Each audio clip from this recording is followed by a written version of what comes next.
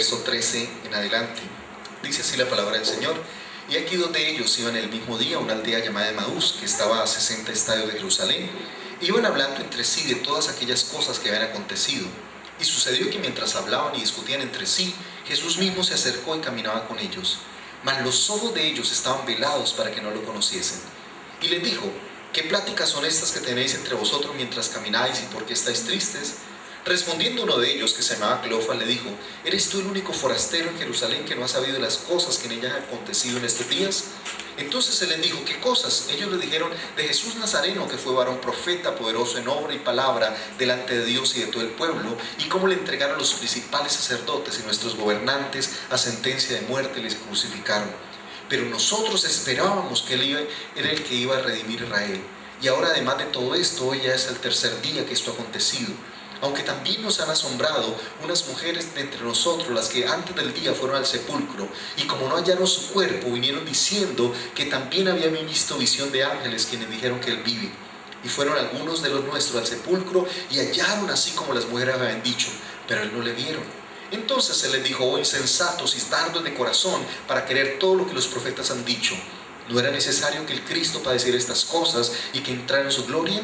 Y comenzando desde Moisés y siguiendo por todos los profetas, les declaraba en todas las escrituras lo que de él decían. Llegaron a la aldea donde iban, y él hizo como que iba más lejos, mas ellos le obligaron a quedarse, diciendo: quédate con nosotros, porque el día se hace tarde y el día ya ha declinado. Entró pues a quedarse con ellos, y aconteció que, estando sentado con ellos a la mesa, tomó el pan y lo bendijo y lo partió y les dio. Entonces le fueron abiertos los ojos y le reconocieron, mas él desapareció de su vista. Y se decían el uno al otro: ¿no ardía nuestro corazón en nosotros mientras nos hablaba en el camino y cuando nos abría las escrituras? Y levantándose en la misma hora, volvieron a Jerusalén y hallaron a los 11 reunidos y a los que estaban con ellos. Amén. Una de las características de la palabra del Señor es que la palabra del Señor siempre nos enseña y trata con la vida humana y con los problemas de la vida humana. Es interesante cómo la sociedad nos ha enseñado a ser ganadores, cómo la sociedad nos ha dicho que lo importante es tener actitud positiva, o como decía tal vez algún predicador norteamericano: saca el campeón que hay en ti, saca el ganador que hay en ti, ¿no? Entonces, y usted ve la mayoría de libros en las librerías cristianas es cómo ser un vencedor, cómo ser un más que vencedor. Bueno, yo no estoy diciendo que eso no sea cierto, porque en Cristo somos más que vencedores. Pero tal vez en la sociedad siempre nos han enseñado cómo ganar y nos han preparado para ganar. Es más, a los hijos les dicen: tienes que ser el mejor de la clase. Y no todos pueden ser el mejor. Y para que haya uno mejor, los demás niños, si son 40 niños en el salón, pues solo uno va a ganar, solo uno va a ser el mejor. Y entonces, como tenemos una presión desde niños por ser los mejores, por ser ganador: no, mi hijo es el mejor, no, mi hijo es el campeón, pues jamás nos enseñan a perder, jamás nos enseñan cómo enfrentar las pérdidas.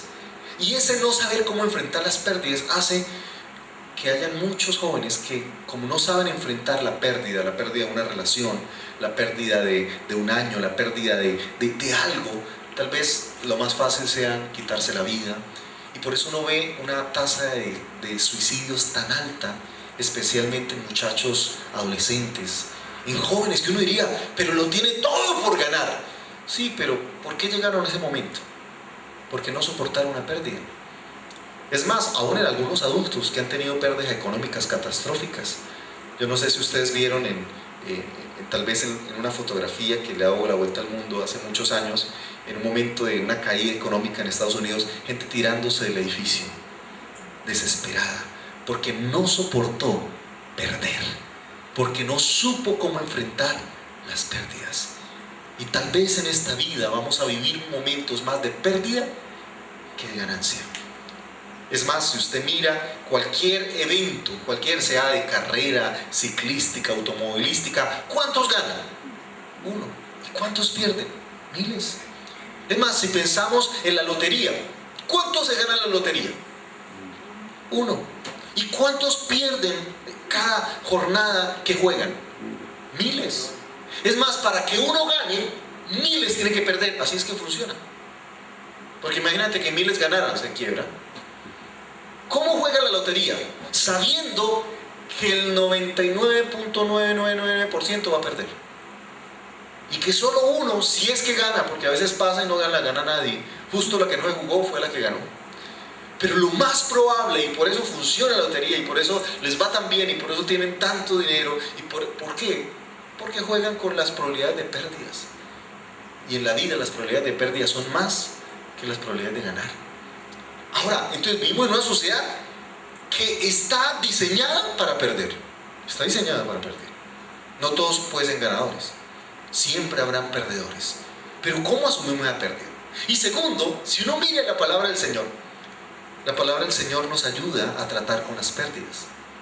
Porque la misma historia de la palabra, la misma historia de la revelación, es la historia de un hombre que perdió su comunión con Dios, que perdió el regalo de Dios, del jardín del Edén, que perdió toda esa maravilla que Dios había creado para él, toda esa esencia, toda esa imagen perfecta que él ha perdido.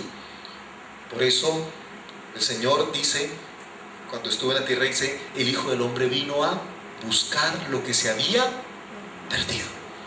Entonces mira cómo la historia, la revelación de la Biblia es un Dios que trata con las pérdidas o con los que han perdido. Es más, no solo eso, ¿no? Si usted mira Génesis capítulo 4, en la historia de Caín y Abel, los dos presentan una ofrenda. ¿Cuántos ganaron? Uno, ¿verdad? Hubo uno que ganó y otro que perdió. El que ganó, ¿quién fue? Abel. ¿Y quién perdió?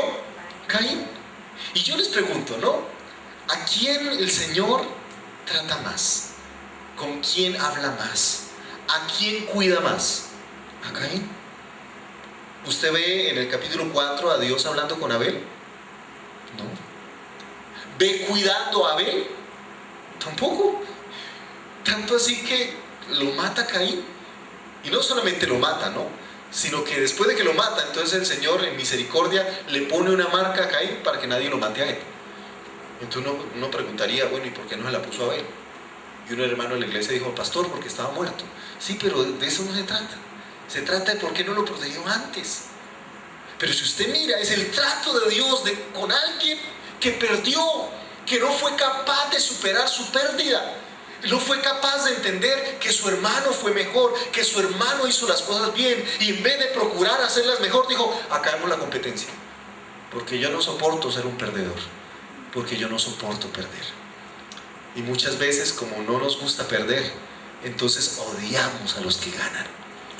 Y les tenemos envidia. Y no queremos que ganen.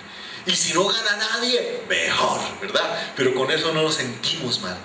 Porque no aceptamos que nuestro hermano gane. A veces ni siquiera aceptamos que gane más que nosotros. Uy, ese gana más. Uy, qué suerte tienen los que no se bañan. Uy, no es posible. Y como que nos choca ver a alguien ganar y que yo no gané. Que a alguien le dieron el puesto y a mí no me lo dieron. Que a alguien ascendieron y a mí no me ascendieron. Y nos choca perder. Porque no sabemos perder. Nadie pasa aquí a decir, gloria a Dios, perdí el empleo. Gloria a Dios, no me dieron el ascenso, se lo dieron al que recién llegó. Yo llevaba 20 años trabajando y a mí no me ascendieron. Gloria a Dios. No, eso usted no se testifica. Porque no sabemos qué hacer con las pérdidas. Y como no sabemos qué hacer con las pérdidas, las ocultamos, las escondemos, las metemos debajo de la cama. No sabemos qué hacer con la pérdida. Sabemos qué hacer con las victorias. Con las victorias las celebramos, las festejamos. ¿Sí me voy a entender? Las contamos, las proclamamos, las mandamos a enmarcar. ¿Y las pérdidas qué hacemos con ellas? Y el tema es de cómo enfrentes tu pérdida determinará tu vida. Y por eso tal vez estamos en un mundo tan triunfalista, tan triunfalista, que no hemos aprendido a llevar nuestras pérdidas delante de Dios y pedir que Él nos ayude a superarlas. Porque creo que son en las pérdidas donde aprendemos las más grandes lecciones. Es cuando perdemos que entendemos que Él fue el que ganó por nosotros. Entendemos y valoramos la victoria de Dios en nuestra vida. Que lo que ganemos no es por nuestro propio mérito, sino por su misericordia. porque fuimos una sociedad perdida, una humanidad perdida, que el Señor encontró para darnos la victoria. Ahora, cuando pensamos en las pérdidas, tenemos que entender que siempre, si hay un ganador, tendrá que haber un perdedor. Pero la pregunta, yo no sé si ustedes han visto esta fotografía, ¿no? Es una fotografía de un mundial de fútbol, ¿verdad? En el penalti final habían llegado empatados a la tanda de penalti. Y aquí están los dos protagonistas de esta historia, ¿no? Uno es Roberto Di Baggio y otro es el arquero Taffarel, ¿verdad? Y el uno, ¿cómo está? Celebrando con todo un país, Brasil celebrando. Y el otro jugador, Roberto Di Baggio, está en una tristeza profunda, porque gracias al fallo de él, toda una nación también estaba llorando. ¿Sí me explico? Ahora, esta es la vida humana. Es ver a alguien celebrar y ver a alguien que perder. Ahora, yo sé, como les dije, como nos han enseñado a ganar, no sabemos cómo enfrentar la pérdida. No sabemos qué hacer para perder. Ahora, ¿cuál es el problema de la pérdida, no? ¿Qué va a ser el problema de perder? Es que el perder trae algunas consecuencias. Y podemos ver aquí en este pasaje muy interesante las consecuencias de las pérdidas. La primera consecuencia que uno puede encontrar es, si uno puede mirar esta historia, uno dirá, pero ellos ¿qué perdieron? Ellos perdieron la ilusión. Imagínate, eran discípulos que habían seguido al Señor con una ilusión, con una esperanza. Todos tenían una expectativa de Jesús. Ellos habían caminado tres años con Jesús, cada uno con un sueño. Dijeron, el día que Jesús, yo creo que hubiesen soñado, ¿no? Como cuando alguien sueña ganándose el baloto o la lotería, ¿verdad? Y está soñando, uy, cuando el Señor entre en su reino, ¡wow! Uy, ahora sí me voy a ganar el sueldo que me merezco. Oh, me va a dar la posición que merezco. Me imagino que como eran 12 discípulos dijeron, bueno, a cada uno nos toca una tribu. Yo me pido esta, yo me pido aquella, y yo voy a ser alcalde, yo voy a ser concejal, y ahí a mi hermana la meto ahí de secretaria, ¿verdad? Y entonces ya tengo puesticos, ¿verdad? ¿Qué es lo que pasa ahorita con los candidatos? Todos los que están en estas campañas están detrás ¿de qué? ¿De sueños personales? No están ahí solo a honoris causa, no. Están porque tal vez ese candidato les dijo, si yo llego a ganar, les arreglo la vida. Si yo llego a ganar, yo lo ubico bien. Si yo llego a ganar, yo lo poseo. Y por ello están. Ahora, es una campaña que solo dura unos meses. Pero si pierde, todos esos sueños quedan como derrumbados. Ahora, imagínate una campaña, no 2 meses, de 3 años. De 3 años esperando.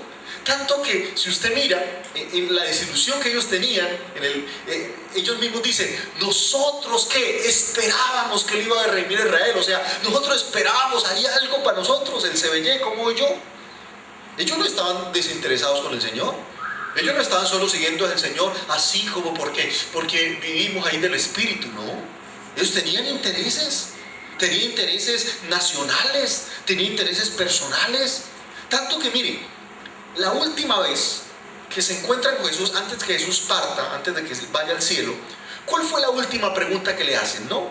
¿Cuál fue la pregunta antes de que, Señor, te vas? Bueno, después de la resurrección, Señor, una preguntita, qué pena, don Jesús, qué pena con usted, la última ya, él dice, me voy, no, antes de que vaya. Y la pregunta que le hacen al Señor Jesús es, bueno, Señor, en Hechos 1:6, ¿restaurarás el reino de Israel en este tiempo? Señor, ¿será que se demora mucho? Usted se va y cuando nos arregle el asuntico aquí a la platica, el trabajito de la nación, Señor, el reino de Israel, estamos todavía esclavos, necesitamos acabar con esos romanos, ¿qué hacemos? Y el Señor diciéndoles, a ver, no han entendido todavía. ¿Por qué? Porque ellos tenían sueños y expectativas. Ellos habían estado detrás de Jesús con un sueño, habían estado detrás de Jesús con toda una meta, con propósitos. Y ver que esa persona que habían seguido por 3 años termina muerta, y no de qué manera, ¿no? Porque una cosa es dando la pelea, ¿no? Entregándose, como dice la palabra, como oveja fue llevada al matadero, enmudeció y no abrió su boca. Y en vez de mandar ángeles y rayos del cielo, lo único que decía es, mandaba perdón, diciendo, perdónales porque no saben lo que hacen. A ellos eso les desconcertó, porque esperaban tal vez ese Jesús que reprendió los vientos y los mares, que hizo grandes milagros, hacer un milagro. Recuerdan que aún uno de los ladrones que le decía, bájate y bájanos. Ellos creían en el poder de Jesús, pero esperaban ver ese poder en la cruz. Y no sabían que el poder de Jesús era para eso, para perder su vida, para entregarse por nosotros. Ahora, ¿cuáles son las consecuencias de las pérdidas, no? Cuando perdemos, trae algunas consecuencias. Y tal vez la primera consecuencia es lo que yo he llamado, ¿a dónde se iban ellos? Dice, se iban a una aldea llamada Emaús. O sea, Jesús les había dicho antes de morir, no se vayan, esperen, yo voy a resucitar. Se lo dijo muchas veces. Pero ellos que dijeron, no, ya apague y vámonos. No, eso que vamos a seguir. ¿Saben? Cuando uno enfrenta una pérdida, lo primero que uno piensa es salir corriendo. Cuando uno enfrenta una pérdida, lo que uno piensa es renunciar a eso. Como dice la canción de La Competencia, no me vuelvo a enamorar. Totalmente, ¿para qué? ¿Verdad? Entonces usted tuvo una desilusión amorosa, usted dice, no, todos son iguales, todas son iguales, no, yo me quedo soltero, no, sí, ¿verdad? Porque lo primero que trae, la primera consecuencia que trae una pérdida es la actitud de renuncia, de abandono, de decir, no voy a luchar más, no voy a esforzarme más, ya lo perdí todo, ¿yo cómo voy a empezar adelante? Miren, es muy interesante la historia de Moisés, ¿no? No sé si la recuerdan, pero mira la escena, ¿no? Moisés, 40 años en el desierto, allí trabajando con las ovejas de su suegro, ni que eran de él. De pronto se le aparece Dios se le aparece en una zarza, la gloria de Dios. Ahora, está claro que Dios, por todo lo que ocurrió, ¿no? La llama de fuego no se consumía, ¿verdad? Porque uno diría que un arbusto se encienda, pues eso es muy fácil. Lo tenaz es que no se apague. Él dijo eso, él dijo, ¿por qué no se apaga? Verlo encender, eso era tal vez normal en un desierto, en los soles y la cosa, la deforestación, perdón, o la... todos esos que se dan por cuestión del calor y la cosa. Pero ahora el tema es que no se apaga. Y él dijo, oye, impresionante, lo veo prendido ya hace rato y no se apaga, y se fue y ve, y Dios le habla, yo soy. ¿Y a qué lo envía el Señor, no? El Señor le dice, ve, te voy a enviar a Egipto. ¿Y por qué Moisés se hace rogar? Tanto así que el Señor se pone bravo. Al principio le dice, Señor, no sé hablar. Después, Señor, no me creen. Señor esto, Señor aquello. Señor, es más, al final cuando el Señor una a una le iba derrotando las excusas, él se inventaba otra. Y al final, cuando ya no tenía más excusas, ¿sabes qué dijo el conchudo ese? Dijo, ¿sabes qué, Señor? Envía al que debes enviar, pero yo no. ¿Por qué él no quería regresar? Porque era el lugar de su pérdida, porque él había salido huyendo, porque era el lugar donde lo había perdido todo. Y cuando usted lo pierde, si usted no pierde nada, pues no le da tristeza, pero el que pierde mucho le duele mucho. Si el Señor le hubiese dicho, te envío, no sé, a Babilonia, a Siria, a otro lugar, él hubiese ido, no hay ningún problema. Pero ¿cuál era el problema? Que el Señor lo estaba mandando al lugar que no quería regresar.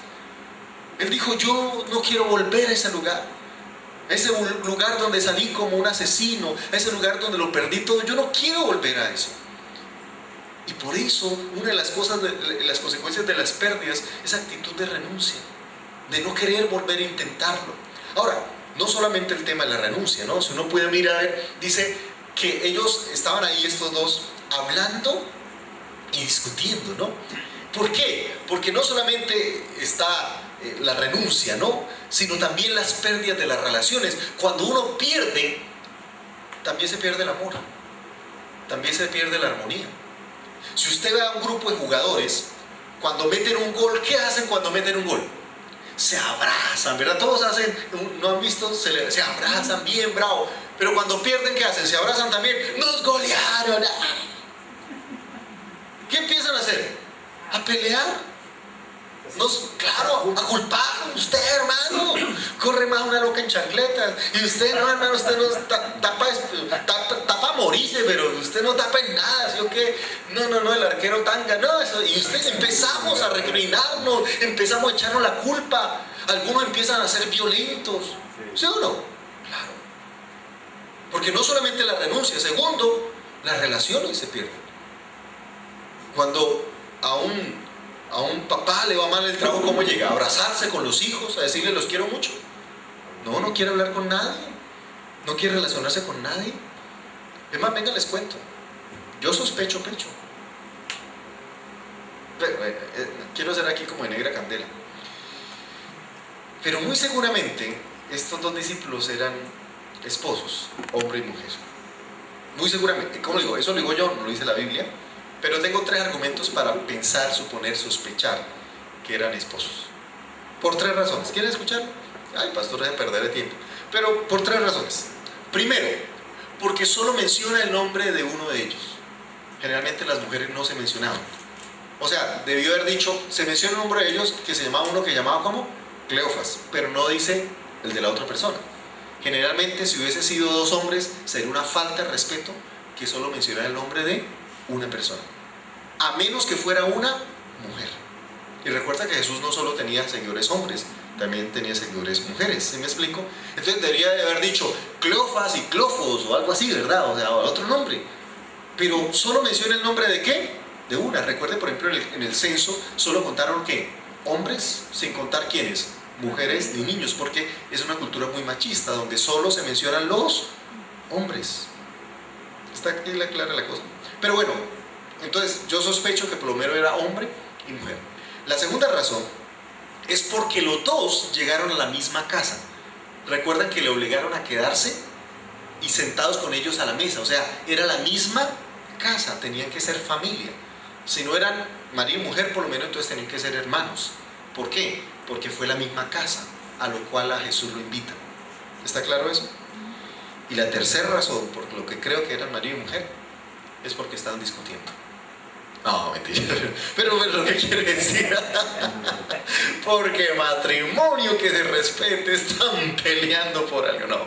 Pero lo que quiero decir es que, pero sí, entonces, las pérdidas nos traen la renuncia, nos traen pérdida en las relaciones.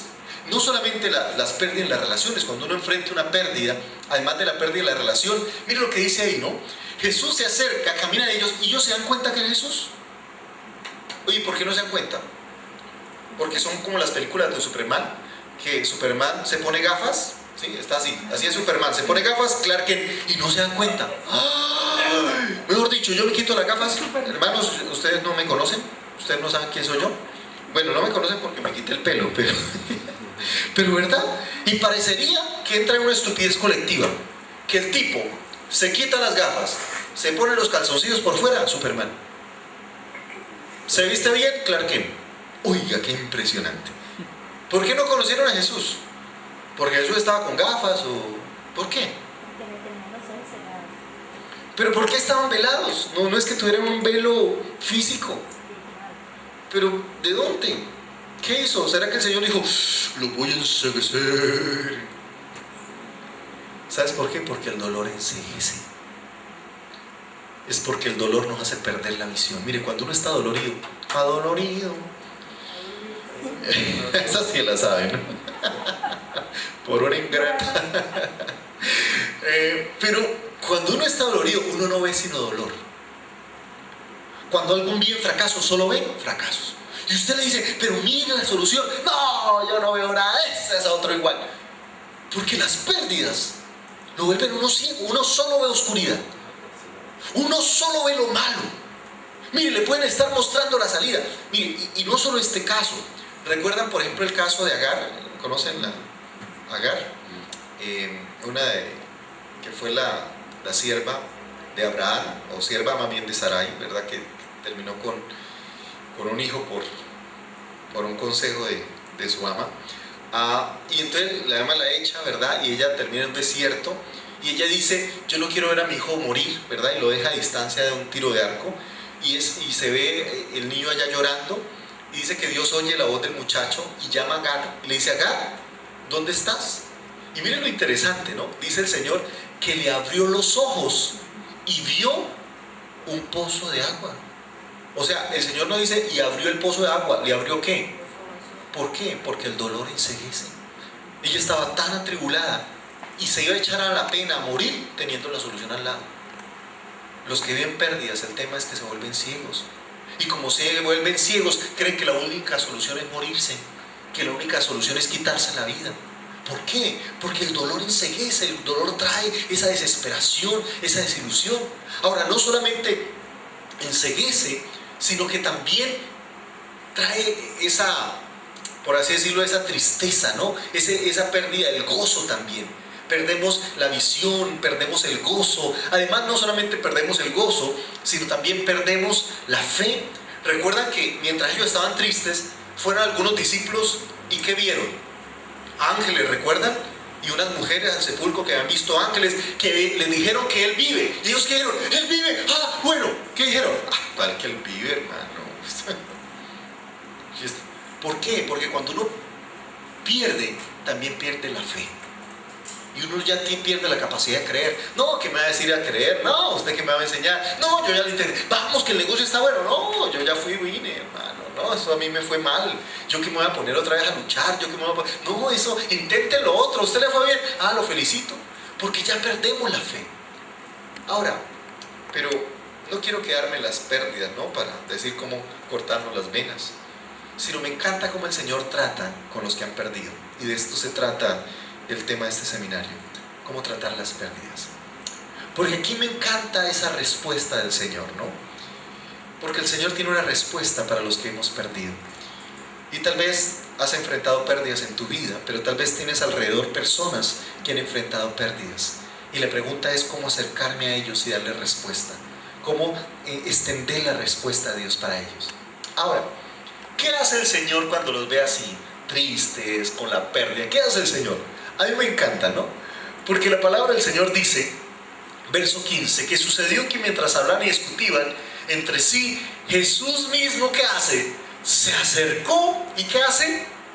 Caminó con ellos. ¡Wow! Oye, caminó con ellos para decirles, muchachos, no se afanen, yo estoy vivo, yo no estoy muerto, andaba de parranda. Dice eso. ¿No? ¿Qué hace el Señor? Solo caminó con ellos, solo se acercó a ellos. ¡Wow! Por un momento yo dije, Señor, pero a ver, ellos están tristes, apesadumbrados, están caminando, dice 60 estadios de Jerusalén, eso es siempre lejitos y más a pie. En carro es cerca, pero a pie es lejos. Tanto así que llegaron de noche, ¿recuerdan? Ya se hace tarde y después de noche les tocó regresarse. Uno dice, Señor, usted tan malo. ¿Cómo es que los pone a caminar para después de ellos a medianoche tener que regresarse? Señor, ¿cómo es posible?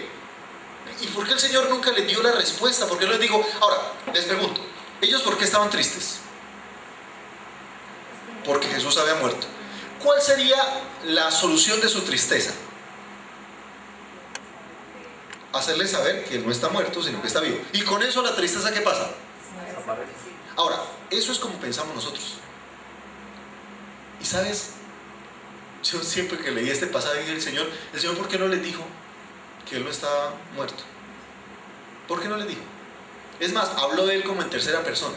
Digo, es que era necesario que el Cristo, no dijo era necesario que yo, sino que el Cristo, hablando de Él como en tercera persona. ¿Por qué no les dijo? Es más, fueron ellos más adelante, estando en la cena, que se dieron cuenta, ¡ah, es el Señor! ¿Cómo es posible? Pero ¿por qué el Señor no les dijo que era Él? ¿Por qué no les dio la respuesta? Porque aquí vamos a aprender el primer elemento. Es más, si usted mira, al principio es el Señor el que se mete. ¿Ellos lo invitan a Jesús? No, Él mismo se acerca y se mete. ¿Y ustedes qué están haciendo? ¿Por qué están tristes? No, usted no sabe. Y digo, no se encuentran. Y es más, y después al final, si usted mira, ellos le obligan como a quedarse, Él hace como que va más lejos, y ahora Él se hace de rogar. ¿Sí me explico?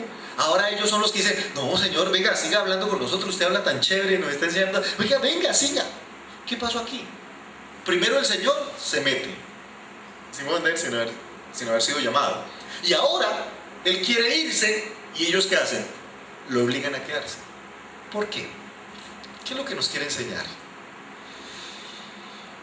Y tal vez lo que el Señor me enseñaba es que hay algo más importante que la respuesta. Y es entender que lo primero que necesitamos es su presencia. El Señor no les dio la respuesta. ¿Cuál es la respuesta? Yo no estoy muerto. El Señor primero les dio su presencia. Y es lo que más necesitamos.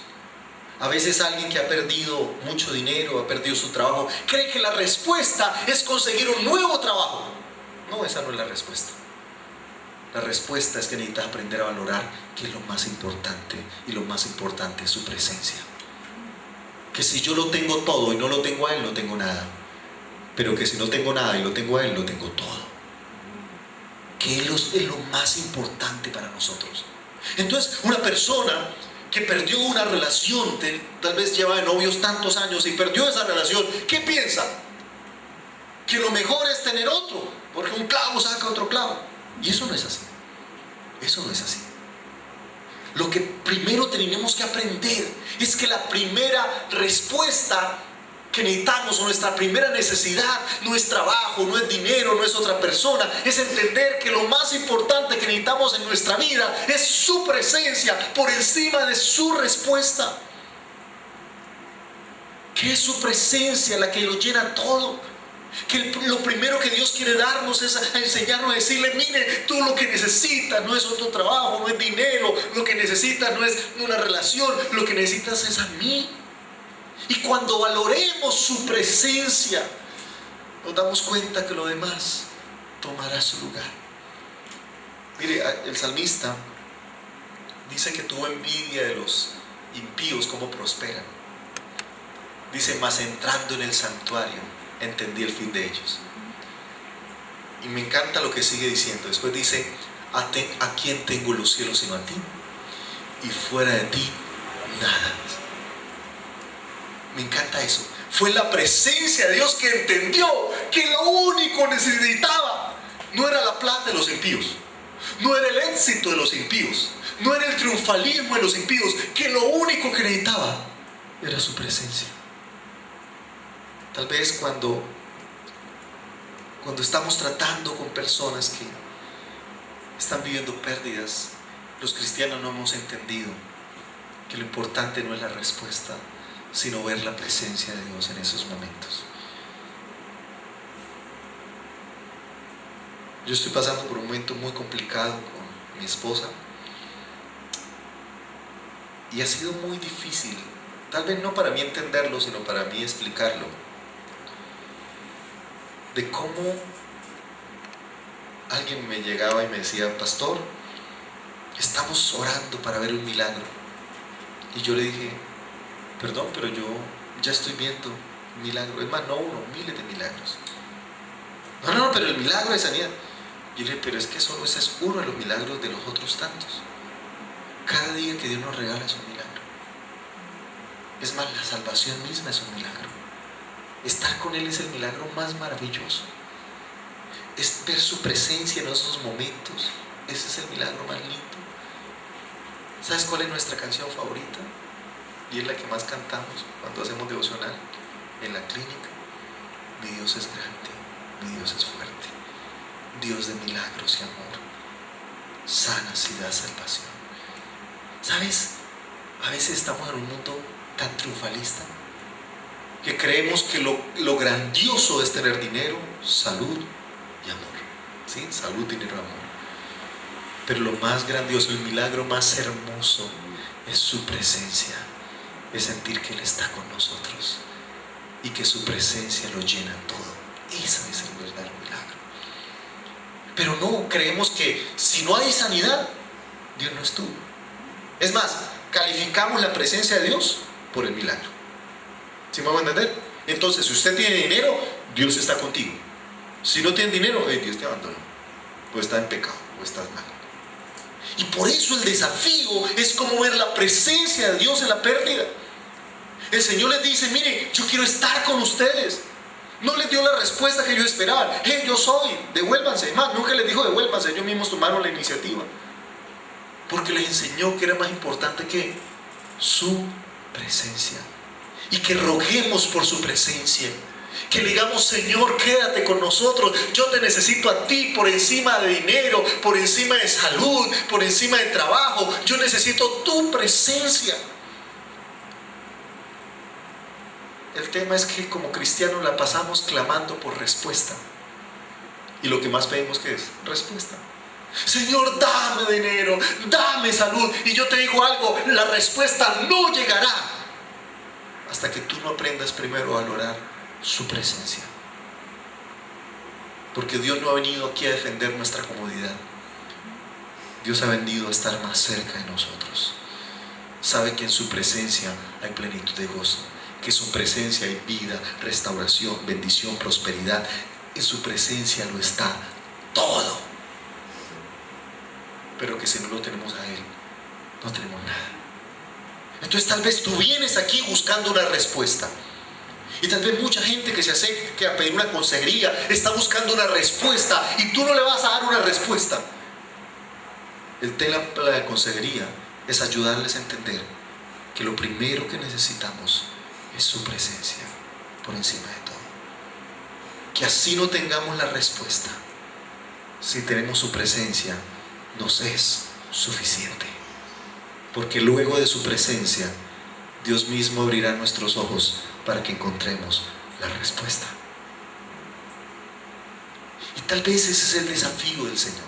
Ahora, no solamente el Señor les enseña su respuesta, sino que el Señor hace otra cosa, que este es uno de los mejores pasajes de esa terapia de consejería, ¿no? Porque el Señor está tratando aquí una consejería con 2 de sus discípulos.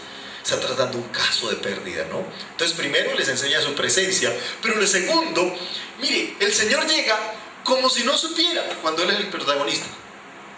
¿Y Él cómo llega? Con preguntas. Y un buen consejero no llega a dar respuestas. Mire, cuando usted llega al médico, el médico no entra, le está diciendo, tómese tanto y vaya para la casa. ¿Qué llega a hacer primero? A preguntarle, ¿y qué tiene? ¿Y qué le pasa? ¿Y por qué? ¿Y qué te empieza a preguntarle? Y usted, todo enfermo, conteste. Él no le puede formular hasta no tener claro ¿qué? El diagnóstico. Hasta que usted no, es más, si no está seguro, le manda a hacer examen. ¿Y qué es un examen? Una pregunta. Eso es un examen, una pregunta. Es una pregunta de saber cómo está la sangre, porque Él no es adivino. Él no pone ahí sí de mirada diciéndole, hermano, yo lo veo, ¿sí? Como un tipo que conocí, era mecánico de motos.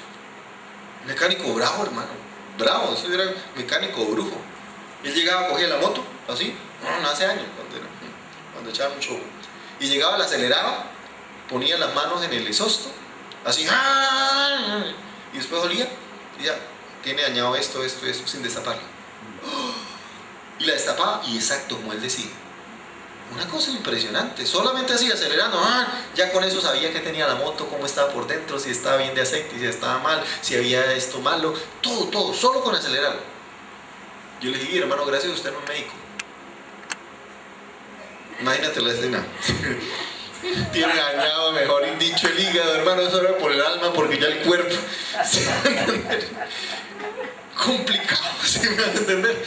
No, lo primero que hace un médico es que averiguar. Ya se están imaginando, no, pero lo primero que hace es que averiguar, preguntar, hacer lo que yo llamo catarsis. No puede llegar a decirle, lo veo mal, que esto, mire, 2 Padre Nuestro y 3 Ave Marías. No, usted debe explorar. ¿Y qué hacer? Ahora, ¿el Señor conocía la respuesta? Entonces, ¿por qué pregunta? Porque Dios espera que tú te desahogues. Un buen consejero no es para aquel que da consejos. Un buen consejero es el que sabe escuchar. Un buen consejero no es el que diagnostica recetas. Un buen consejero es el que toma tiempo para oír. ¿Sabes que vivimos en una sociedad donde nadie quiere oír? Todos somos buenos para hablar, pero muy malos para escuchar. Muy malos para escuchar. Y tal vez cuando vemos a Jesús como modelo de consejero, lo primero que tú tienes que aprender es a escuchar. Así sepa la respuesta. Usted dice, pero yo sé que este es un mujeriego, yo ya sé qué es lo que le falta. No, así usted lo sepa. Escuche. Usted no puede llegar diciendo, usted es un pervertido. No, escúchelo. ¿Por qué? Dios espera que tú hagas catarsis delante de Dios, que saque. Usted dice, Dios conoce mi problema. Claro que lo conoce. Si te está preguntando no es porque no lo sepa, es porque quiere que tú te desahogues, que tú abras tu corazón.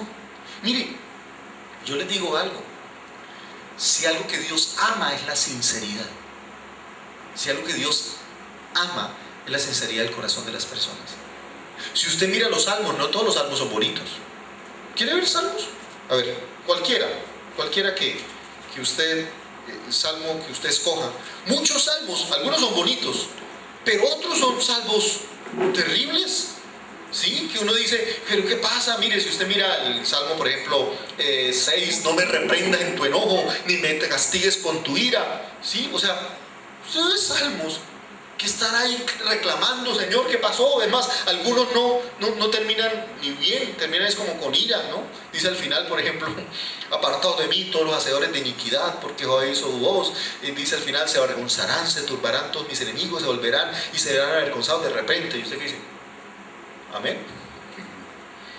Y usted puede leer, si puede entender una cantidad. Hay salmos, algunos son muy lindos, pero otros son como, Señor, ¿qué pasa? ¿Por qué me has abandonado? ¿Por qué me has dejado solo? Los enemigos me persiguen y me rodean y me acosan y me... Oye, y son la alabanza para Dios. ¿Usted ha leído el libro de Habacuc? Oye, hermano. No sé si usted alguna vez ha leído algo del libro de Habacuc, pero Habacuc hace unas preguntas. Señor, ¿cómo es posible que no mires a los impíos? Que te quedes callado, Señor. Wow, muy fuerte. Pero lo habla un corazón sincero. Dios no tiene ningún problema con tus preguntas, con tu dolor. Si usted mira la vida de Job, ¿qué hizo Job? Reclamar. ¿Qué hice yo para merecer esto? ¿Qué puede resumir eso? Y los amigos de Job, ¿qué estaban haciendo? Defendiendo a Dios. No, usted algo tuvo que haber hecho, hermano. No, arrepiéntase más bien. Y Job decía, pues díganme. Pues yo no estoy diciendo que sea perfecto, pero díganme qué hice tan malo para que me esté pasando esto. Y sabes al final, ¿qué dice el Señor? Nadie habló como mi siervo Job. Y a los que defendieron a Dios, ¿sabes qué dice? ¿Qué hizo Dios? Los castigó. Y la enfermedad de Job se la puso a ellos. Y Job después tuvo que orar por ellos para que sanaran. Píntela que yo la coloré. Y si usted ve todo el libro de Job, Job es como quejándose delante de Dios y los amigos defendiendo a Dios. Entonces uno a todo lo que los amigos defendían, a veces uno le dice, amén, sí, así es. Y resulta que al final el Señor dice, no, pero yo quería que hablaran como mi siervo Job, de corazón. Mire, Dios no tiene ningún problema que tú traigas. Sabes, alabar no solamente es aparentar. Alabar no solamente es poner cara de bueno y de santo. Alabar es sacar mi corazón. Por eso David decía, David decía, he aquí tú amas la verdad en lo íntimo. Dios no tiene ningún problema que le diga, Señor, me siento desesperado.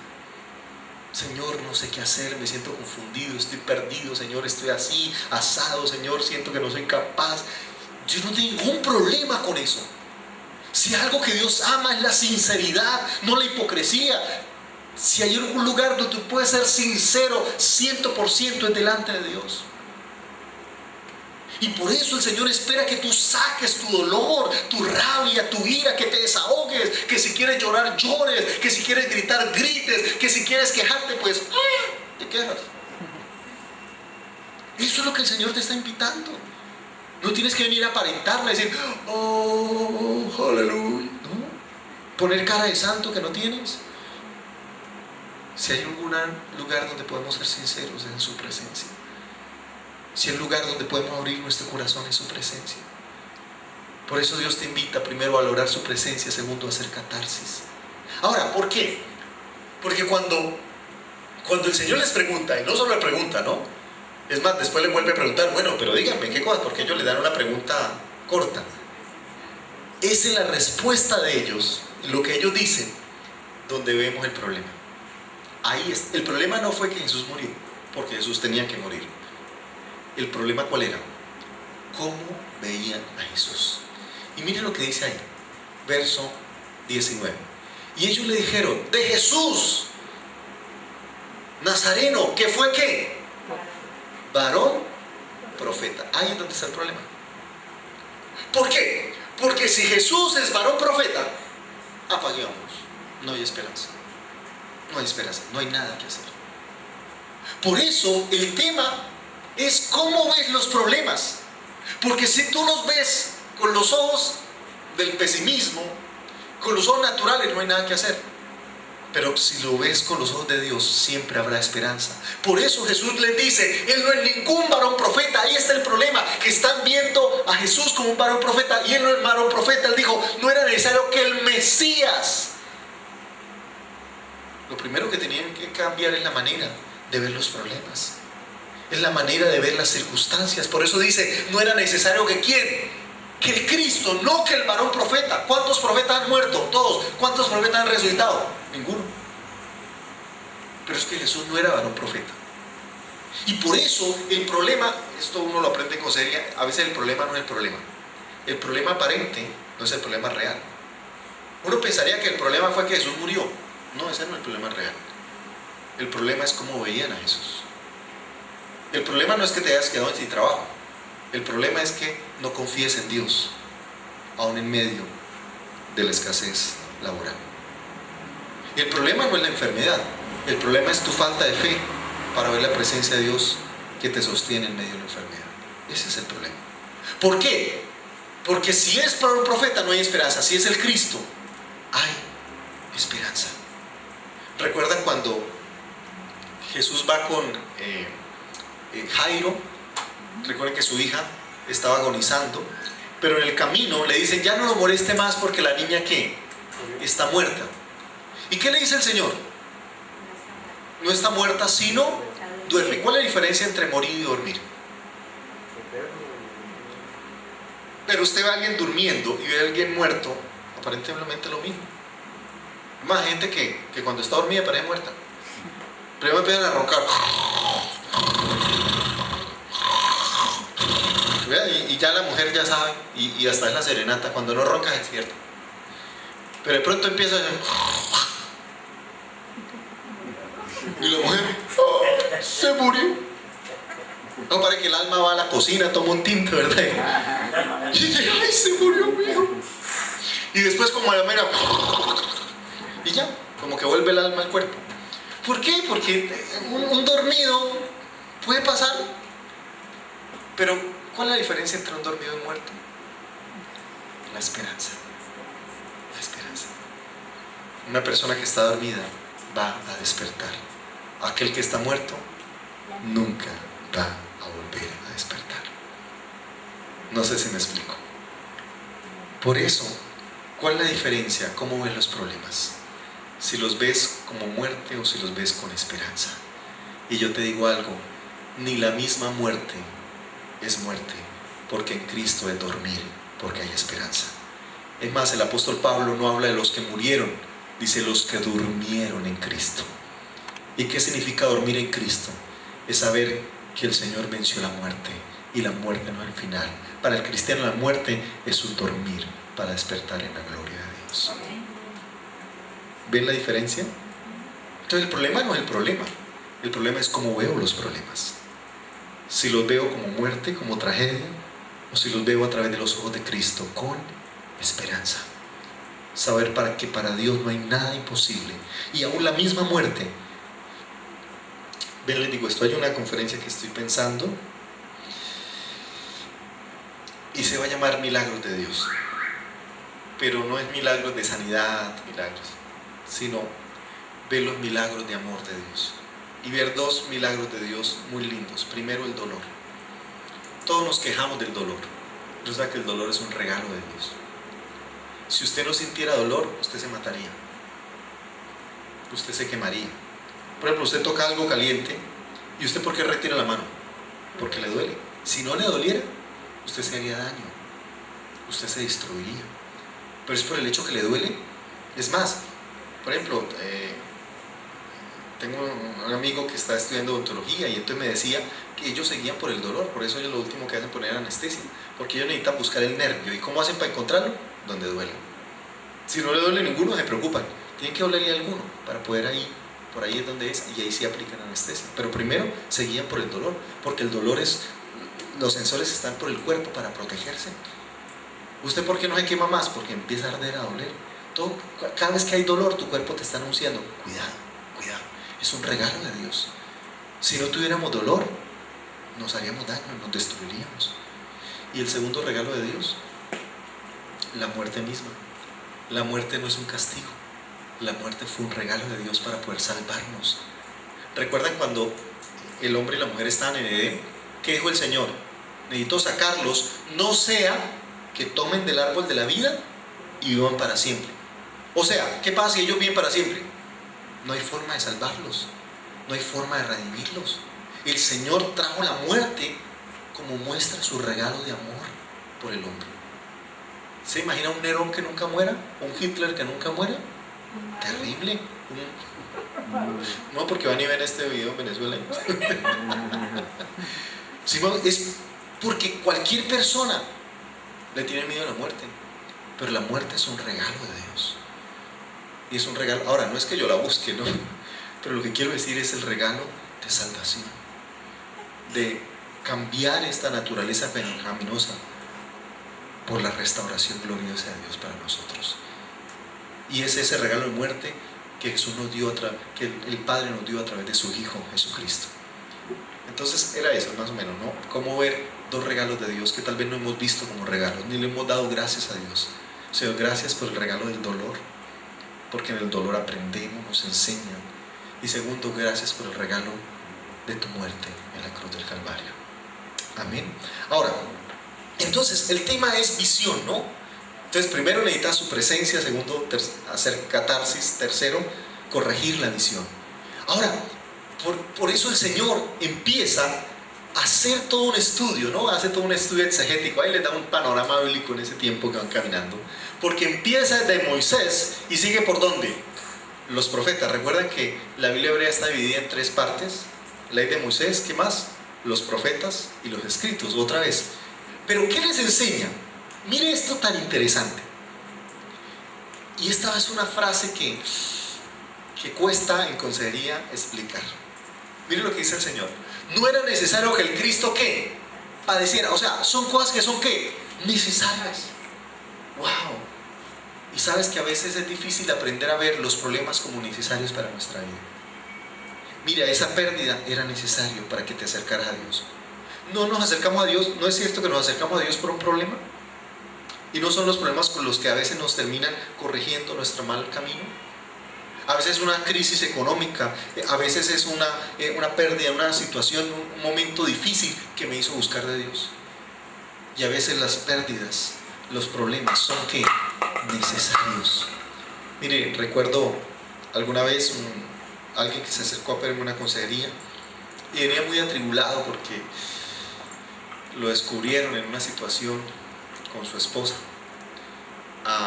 Y entonces le estaba triste, dijo, pero pastor, mira otros que hay cosas peores y no les pasa nada. Y yo que me dio fue algo así, pastor, algo muy sencillo y mire, eso, todo lo que me ha tocado, ¿cómo es posible? Y yo le dije, es porque Dios te ama mucho. ¿Y por qué? Digo, porque si no te hubiesen descubierto, lo seguirías haciendo y tal vez hubiese sido algo peor. Pero Dios te ama mucho, que en este momento te está disciplinando. Por eso la Biblia dice que el padre que ama a su hijo lo disciplina. Porque si los dejas en disciplina serías bastardos y no hijos. Y a veces las dificultades son ¿qué? Necesarias para corregir nuestro camino. Yo sé que a ningún hijo le gusta que se discipline, ¿o sí? Ay, a mí me encanta como mi mamá me pega. Ay, me encanta como me deja la colita moradita. Ay, me encanta quedarme sin internet. Ay, me encanta que me quiten el celular. Ay, me encanta. No, ninguna. A menos que usted sea masoquista, pégame, la castígame. Pero el resto no. A nadie le encanta eso. Sin embargo, esa disciplina es ¿qué? Necesaria. Necesaria. Hoy en día todo es, lleven al niño al psicólogo. ¿Cuál era el psicólogo? En mi época, la mamá. ¿Y cuál era su regla psicológica? Una regla. Y como decía alguien, esa fue la que nos daban. Pero ¿sabes qué es lo más lindo? Que nunca me la negó cuando la necesitaba. No sé si me estoy explicando. Y a veces las crisis en la vida son necesarias. Por eso Santiago decía, gozaos cuando os halléis en diversas pruebas. Y tal vez yo necesito aprender a decirle, Señor, tal vez esta situación que me está pasando era necesaria para mi vida. Mire, hay un personaje en la Biblia que admiro mucho, y lo admiro porque a pesar de que en esa época no estaba el Espíritu Santo como está, porque a veces juzgamos a este personaje, pero nosotros tenemos una ventaja frente a Él, y es que nosotros tenemos el Espíritu Santo. Recuerda que antes de Jesús, el Espíritu Santo solo venía de maneras ocasionales, pero ahora vive en nuestro corazón. ¿Ok? Y ese personaje es David. Y a mí me encanta David, que a pesar, como digo, que no había descendido el Espíritu Santo de algo, pero David en un momento, en su momento más difícil, recuerda cuando sale huyendo de su palacio porque su hijo Absalón se había levantado contra él. Tras de que votó con paperas, sale, su hijo lo va a matar, y resulta que había un familiar de Saúl, recuerda, de la casa de Saúl, que obviamente lo odiaba, empezó a insultarle, a tirarle piedra y a maldecirlo al rey. Y entonces, claro, Joab dijo, ¿quién es este que viene aquí a maldecir al rey? Venga, quitamos la cabeza al rey. ¿Y sabes qué le dijo David? Déjalo, porque tal vez yo necesito oír eso, porque tal vez eso viene de parte de Dios. ¡Wow, hermano! Si a mí ya me ven feo, yo le quiero quitar la cabeza. Y David, ¿qué está diciendo? Tal vez si me miran feo es porque yo me lo merezco, porque tal vez viene de parte de Dios y Dios me quiere enseñar algo. ¡Uy, hermano! Pero admiro a David. Hermano, usted está mal. Lo último que quiere es escuchar a alguien que lo esté insultando. Lo último. No sé si me explico.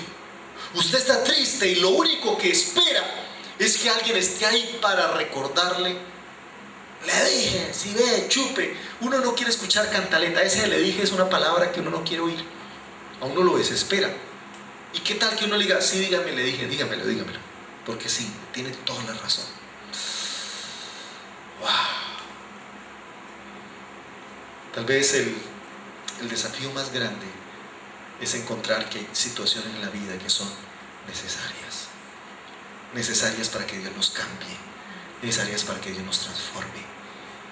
Y a veces ver la enfermedad como algo necesario. Hermano, decirle, porque mire, yo te digo algo: si pasamos por el dolor y no aprendemos lo que el Señor quiere enseñarnos, desperdiciamos una linda oportunidad. Porque el dolor es donde tú más conoces el corazón de Dios. Son las dificultades donde más aprendes, donde Dios más te forma.